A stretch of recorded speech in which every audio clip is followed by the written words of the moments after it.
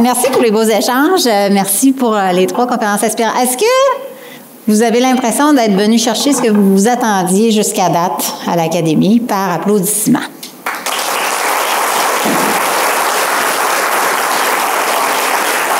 Tant mieux, c'est ça qu'on souhaite. Vous avez plusieurs d'entre vous, il y en a qui étaient avec nous autres à l'événement Reconnaissance du Carreau hier soir, ils étaient ici un matin à 7h30. Plusieurs d'entre vous, vous venez à plein d'affaires. Hein? On fait des témoignages, on fait...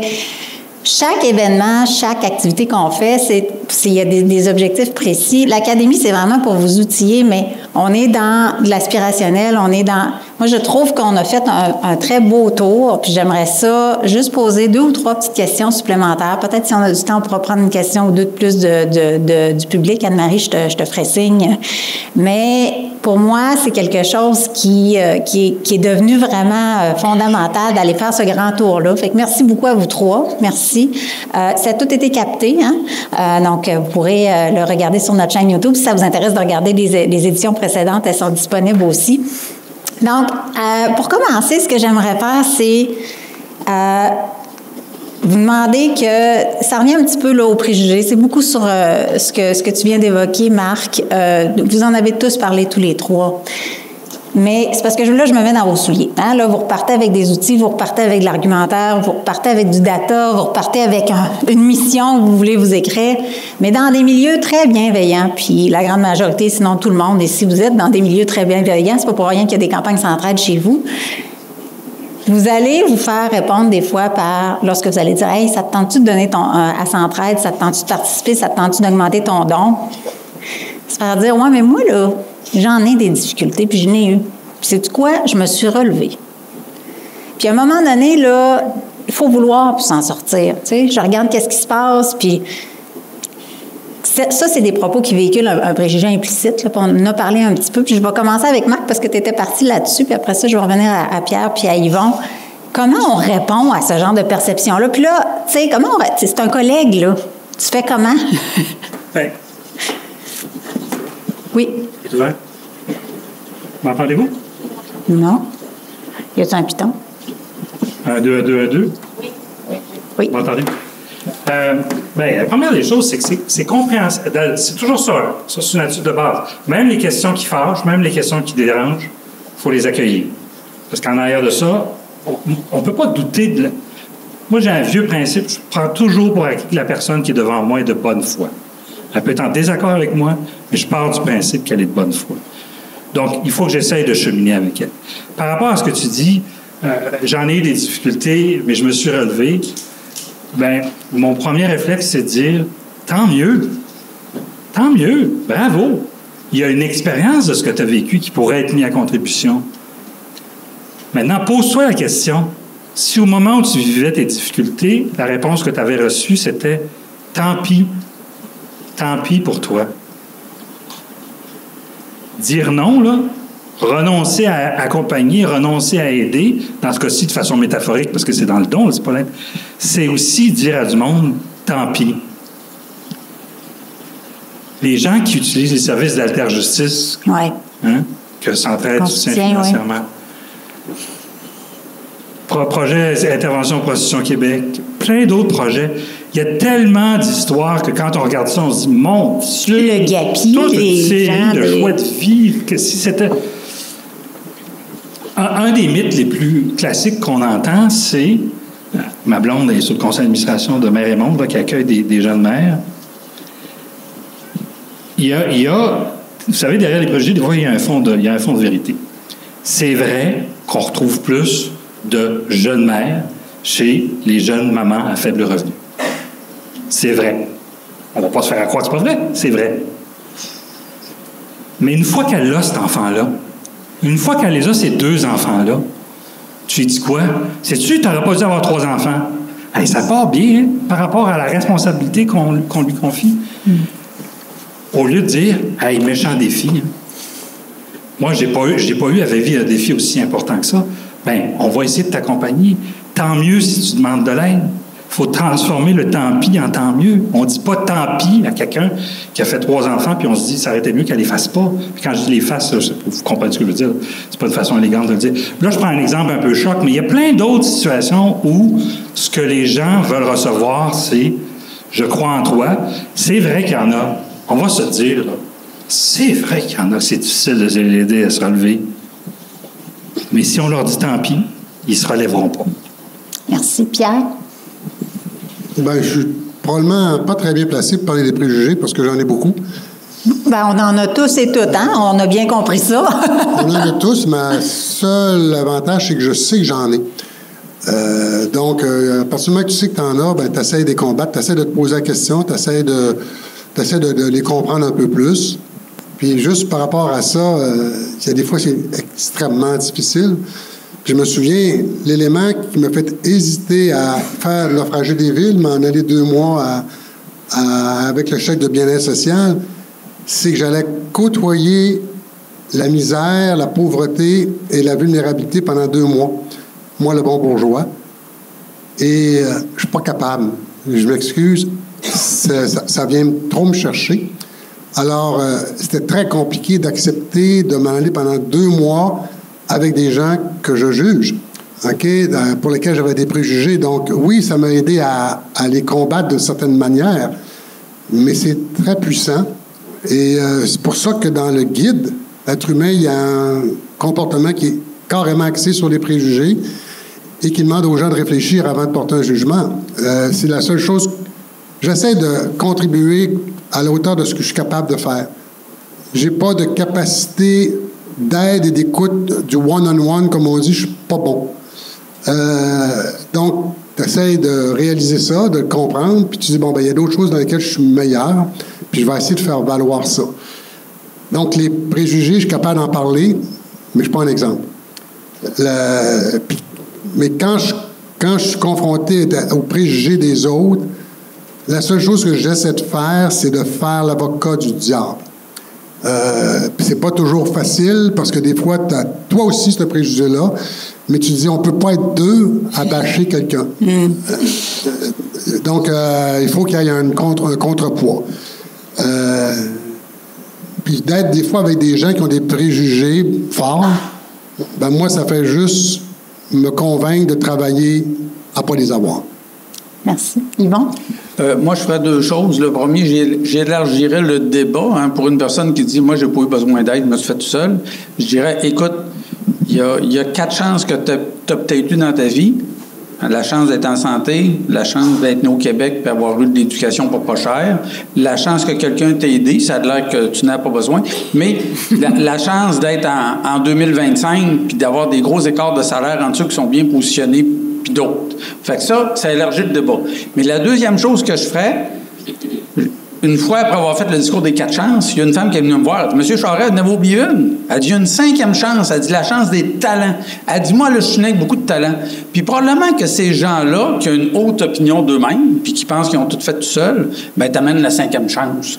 Puis de dire, écoute, bravo, les talents que tu avais, c'est incroyable.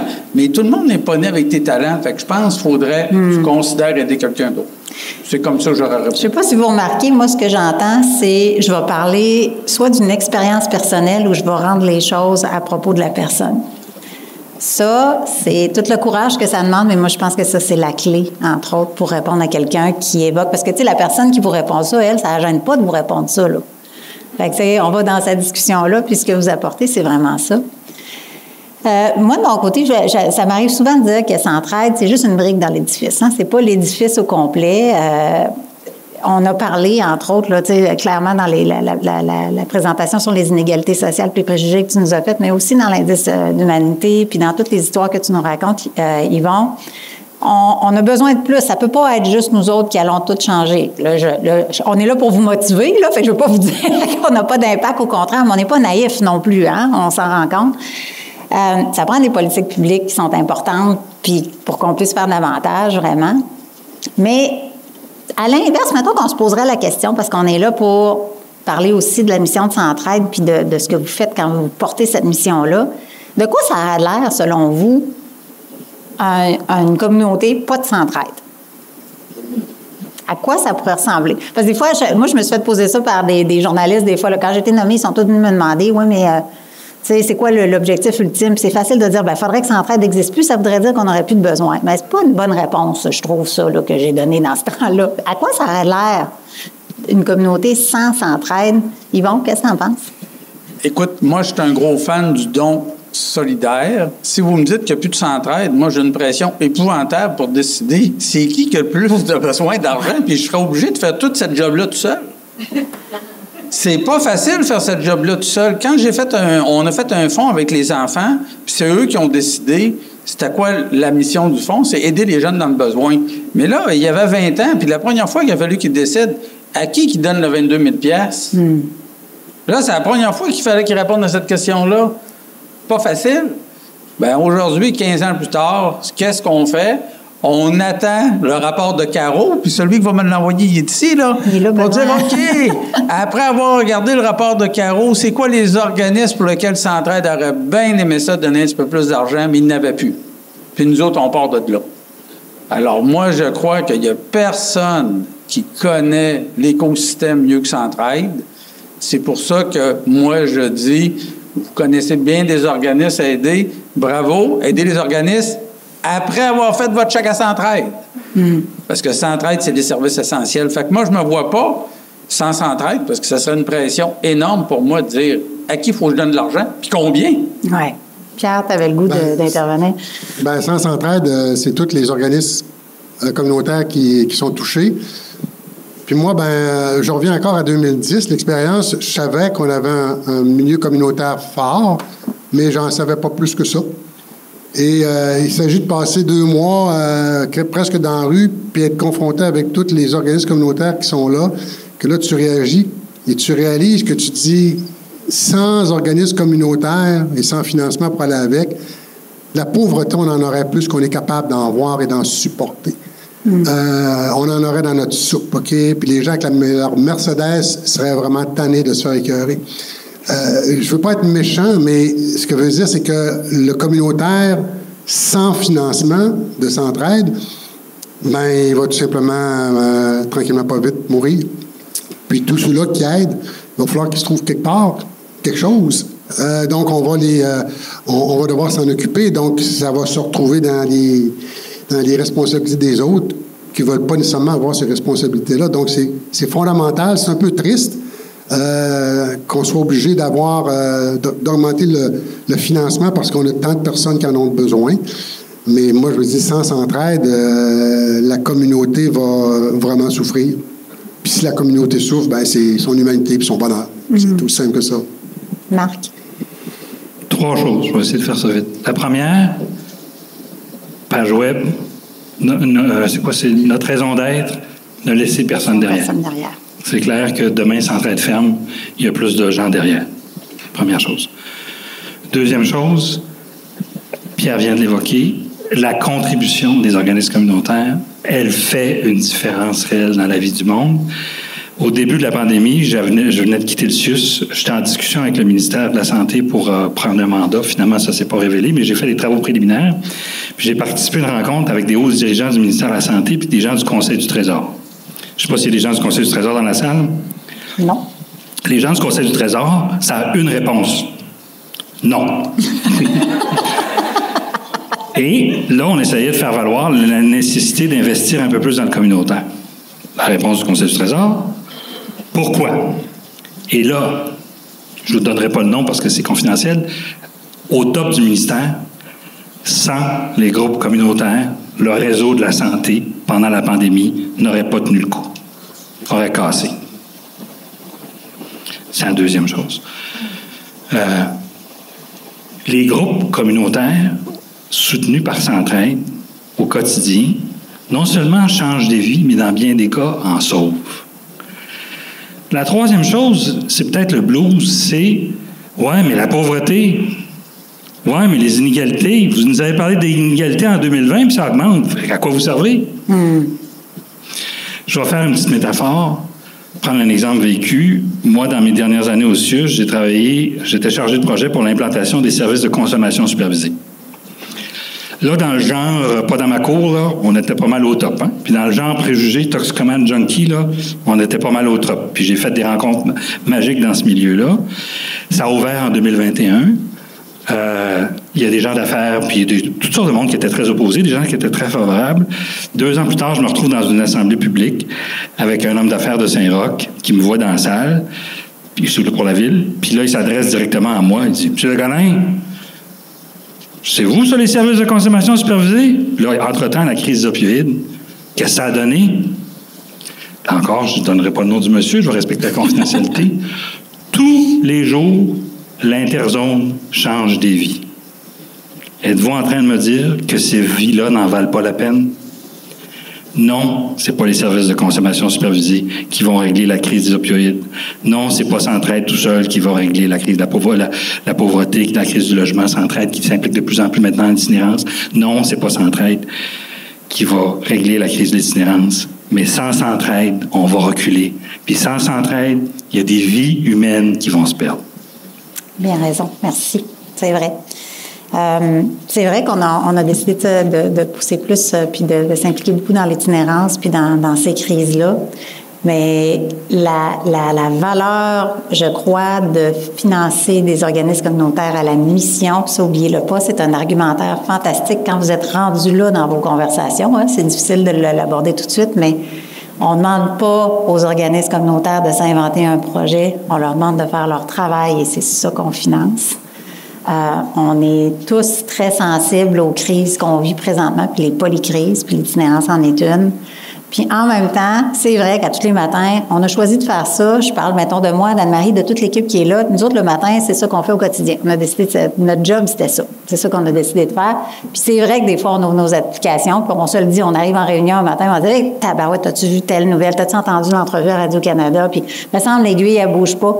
Mais à chaque fois, on se rappelle que tout ce qu'on fait avec toute l'armée que vous êtes qui est derrière nous, ça fait une différence. Puis si on n'était pas là, tous ensemble, ça serait bien pire.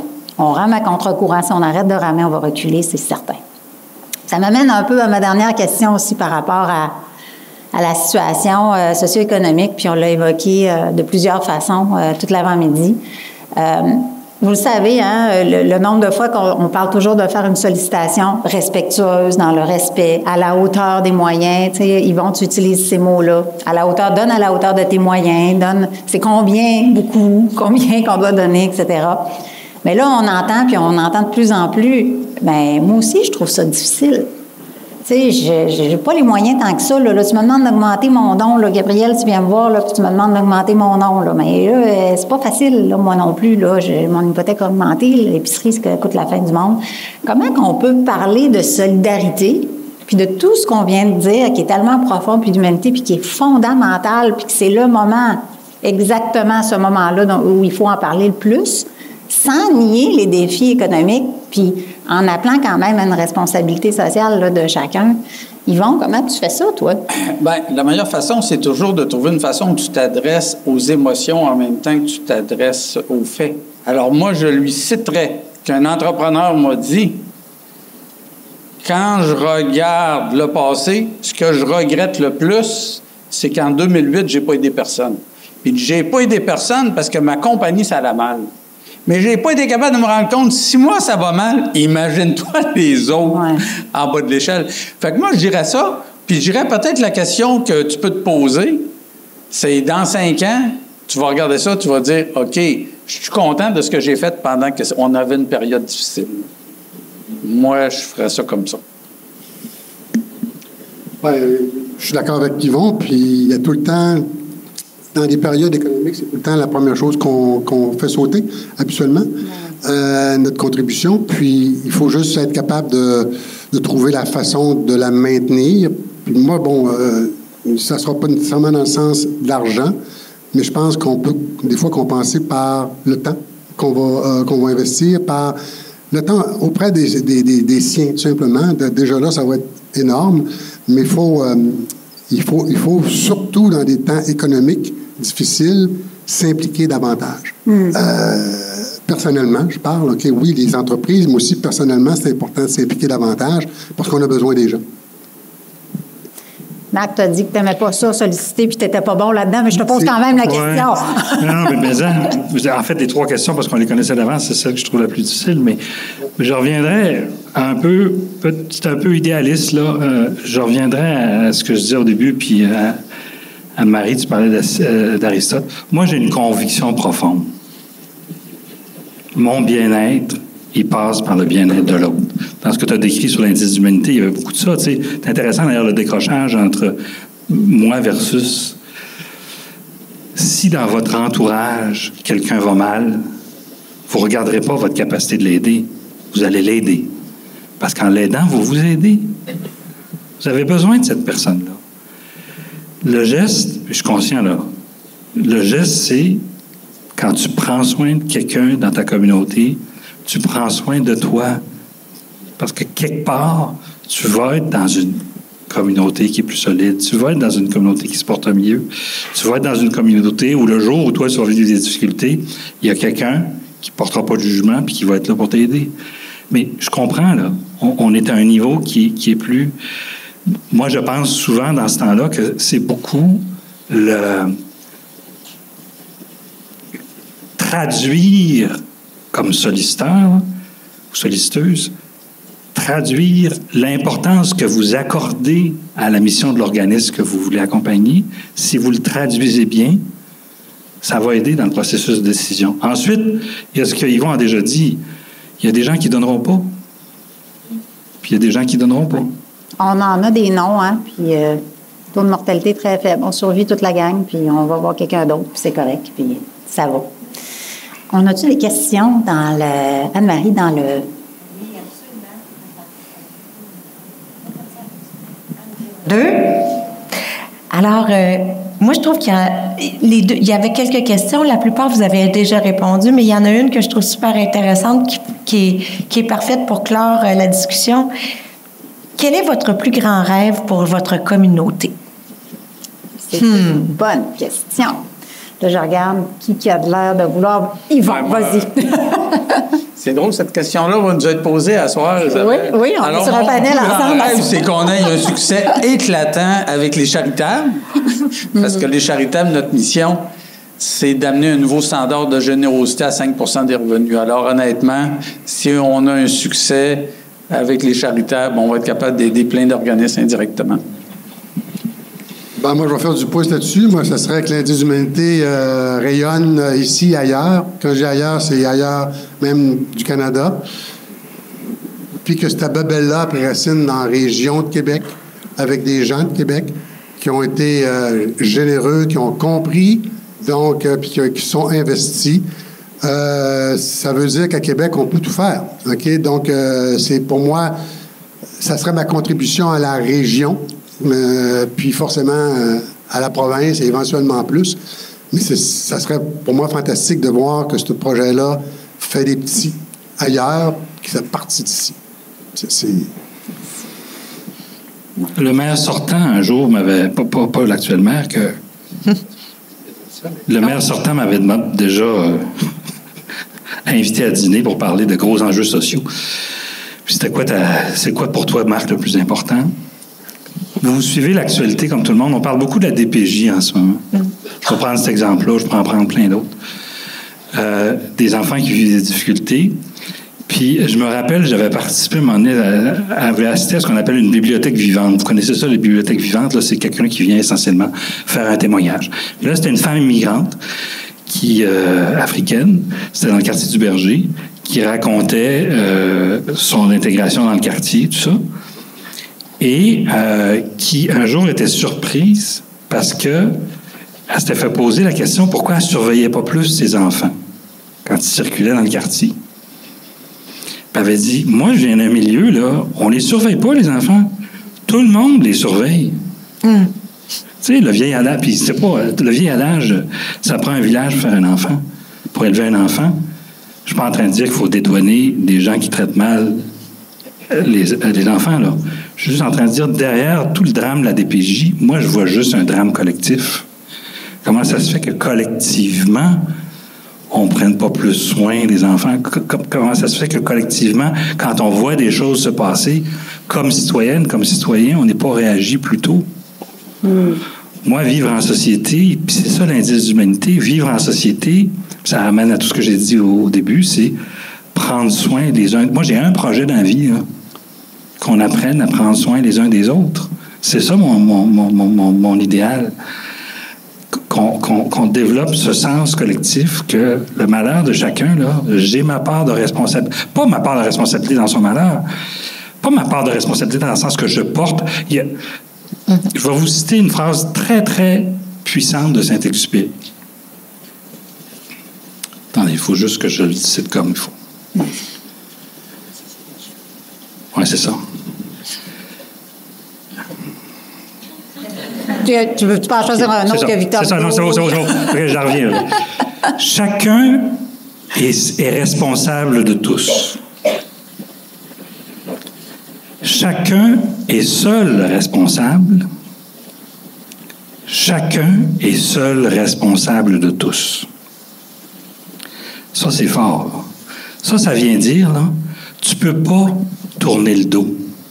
Tu peux pas te laver les mains à partir du moment où il y a quelqu'un proche qui vit quelque chose, tu as une forme de responsabilité. Il faut comprendre dans le sens métaphorique. Là. On n'est pas en train de dire que si vous n'avez jamais travaillé avec des personnes toxicomanes, c'est pas vous nécessairement qui allez les... Mais on ne peut pas se contenter d'être un observateur. On a une responsabilité. On se présente au conseil de ville, on se présente au conseil de quartier. On va cogner à la porte d'un groupe communautaire puis on dit comment je peux vous aider parce que je me rends compte qu'il y a des gens qui vivent des problèmes, peut-être que vous avez besoin d'aide. C'est cette conscience collective-là de notre humanité commune à partager, prendre soin les uns des autres. Je ne me rappelle plus la formulation de la question, mais... ça répond très bien. Mets ça dedans. Ce qui ressort de ça, c'est quoi? C'est se mettre en action. Vous en avez tous parlé. C'est ce que vous faites. Ce matin, vous vous êtes levé plus de bonne heure, vous avez ajusté votre agenda, vous avez pris du temps que vous n'aviez pas pour venir ici. Vous avez écouté, vous avez pris des notes. On espère que vous avez été inspirés. Vous êtes en train de garnir votre coffre à outils. Vous êtes des personnes particulièrement engagées. Vous êtes des exemples et vous prenez action. Vous prenez action quand vous faites votre campagne Centraide. Vous prenez action parce que vous êtes déjà des humains fantastiques, mais vous avez décidé que vous vouliez vous améliorer. Puis ça, prenez-le personnel parce que vraiment, vraiment, c'est ce que je pense, moi, du plus profond de moi-même, de toute l'armée qu'on a sur le terrain. Là-dessus, merci beaucoup, beaucoup, beaucoup à vous trois pour les 3 présentations, pour cet échange-là. Merci Anne-Marie pour l'animation fantastique et pétillante et sensible de tout ça. Merci pour le choix de couleur. Oui, ça fait bien plaisir à Marc. Merci tout le monde. On vous souhaite vraiment une belle campagne. On part avec ça. Il va y avoir plein d'autres touchpoints. On va se revoir, on va se redonner d'autres types d'outils, mais j'espère vraiment, vraiment que cette académie-là vous a permis de faire ça. On a un petit quelque chose pour vous Absolument. Puis si tu me permets, Isa, oui. Moi, je dis tout le temps, la campagne Centraide, c'est quoi? C'est 2 choses. C'est solliciter des dons, mais c'est surtout avoir une conversation. J'espère que vous avez été bien outillés ce matin pour avoir de meilleures conversations. Merci beaucoup à vous 3. Vous avez été formidables.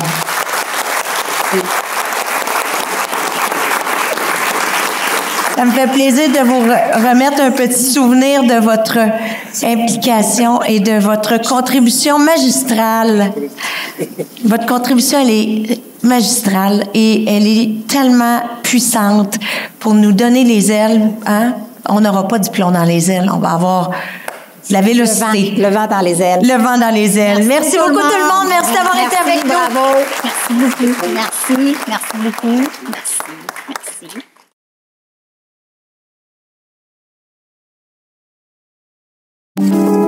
Don bien réconfortant qui brise l'isolement. Un don bien nécessaire à la réussite scolaire. Et un don bien essentiel pour des milliers de gens. Pour bâtir une communauté plus forte en donnant à Centraide, chaque don change la donne.